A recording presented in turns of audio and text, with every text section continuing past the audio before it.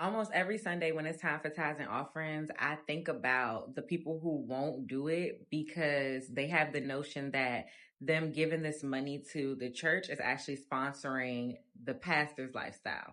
But before you think of it like that, think of it like this. For many of us, money represents safety and security, right? Like no matter what, as long as I'm bringing this amount in, I know that I can take care of this for myself. But as a child of God, you understand that you don't have to take care of things for yourself because God will always provide for you. Romans 8 and 28. And we know that all things work together for the good of them who love God.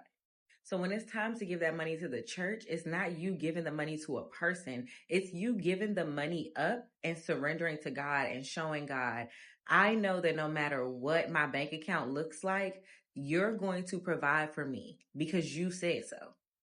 I can personally testify when I was homeless, I was still tithing into the church. Even if I had $1 to give, I was giving it into the church and I was talking to God and trusting Him to multiply it exponentially. And here's what happened.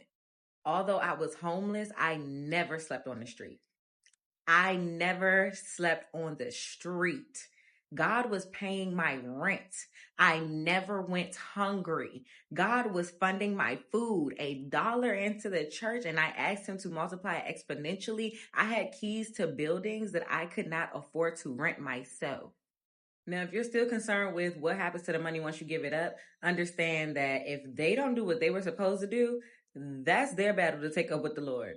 What your obligation was to show God that you trust Him. If you got that dollar, that 20, that 50, that 100, give it up, baby, and watch what the Lord do. Hallelujah.